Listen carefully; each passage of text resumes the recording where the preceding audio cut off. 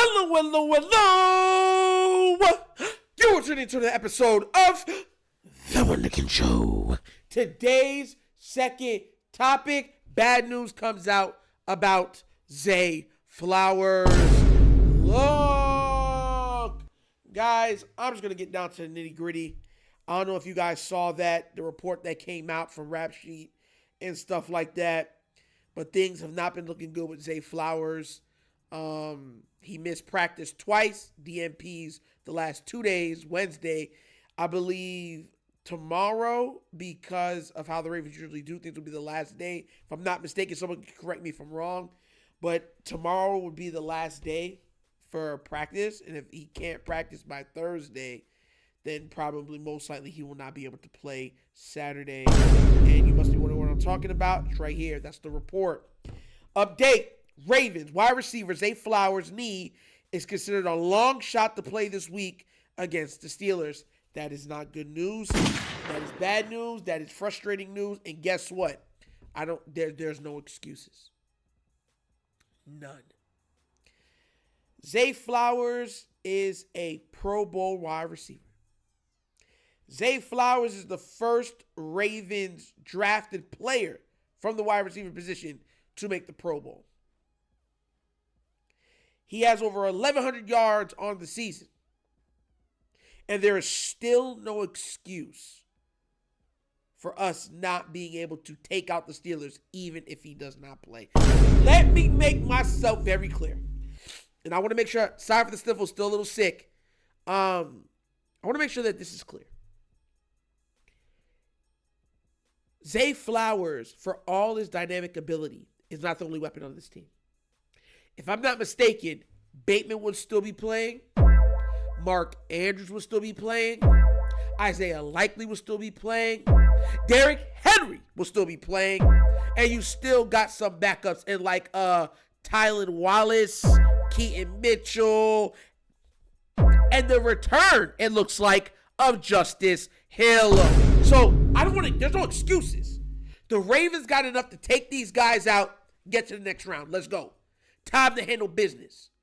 I would rather Zay not rush back and be full health for the next game than try to rush back for this game against the Pittsburgh Steelers, where they're going to cheap shot, bite, claw, poke you in the eye, trip you. Coach might end up on the field to help stop punt or kick returns.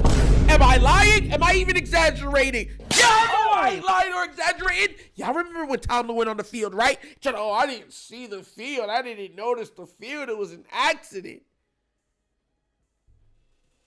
So I would rather him get 100% healthy or as close to that 100% as possible instead of going into a Steeler game at 68, 69, maybe even 70%, and the Steelers knowing that he's injured and take every shot they can at re-injuring him to get him out of the game.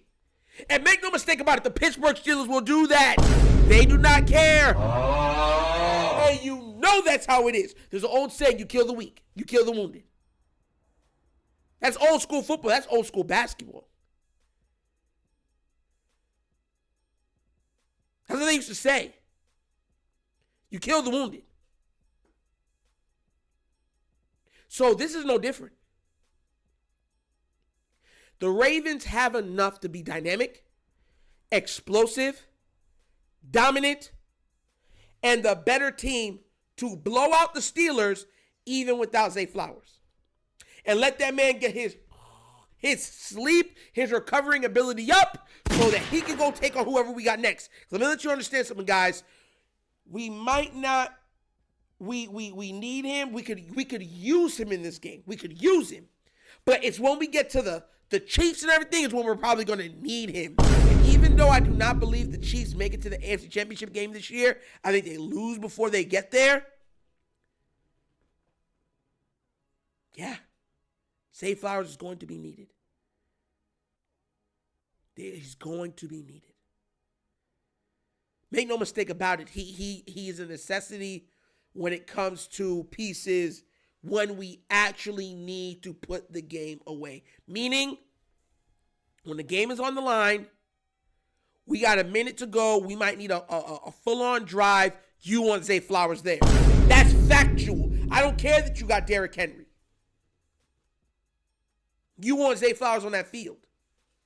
His ability to break down zones with his and press at times because of his shifty ability, yeah. His yak ability, yeah. But make no mistake, that bothered me a little bit. But I'm saying, look, I'd rather him sleep. I'd rather him rest. The Ravens have enough to beat this team. Especially if Justice Hill finds his way back. Because then you're going to have Patrick Queen being moved out of the a lot of the times away from Lamar and stuff like that. Because remember, if you watch the film on Hard Knocks, it was Minka that had Lamar if Lamar decided to keep it. And you know how Minka does. Minka likes taking out people's kneecaps. He's the same player that took out Nick Chubb's kneecaps. And I forgot the other player he took out. That's what he does. So that's why they got him on Lamar. To persuade him not to run. So that's what I'm saying. Like, we got enough. Between Justice, Keaton, Derrick, Likely, Andrews, and Bateman, we got enough. Let's go get this win Saturday, put the game away, on to the next one. And honestly, like I told y'all, I have a feeling Denver might beat Buffalo. I got a feeling. I don't know why. I got a feeling that Denver beats Buffalo. It's going to be a close game. Denver beats them out. Buffalo gets sent home in the wild card round. And then it's Denver versus Chiefs. And then us versus the Texans. Yeah. Or us versus the Chargers. Either way. It's going to be a crazy ride, guys. It's going to be a crazy ride. But I know for a fact, like I said before, I'm not trying to scare anybody. But like I said, I just truly believe that Zay needs to heal. He needs to heal. I do not want him to rush back against this team and then get injured and then he'll be out for the rest of the playoffs. And the Steelers are one of those teams, one of those type of coach teams, historically speaking, that do that. If you're injured or something's hurting, oh, that's where he's hurt? That's where he's injured. Yo, take that to your dome piece. I'm dead. That's how they are. I don't know why. If anybody's watching me like, nah, Nitro, that's how it is. If your ankle's hurting, they're tackling you and twisting your ankle.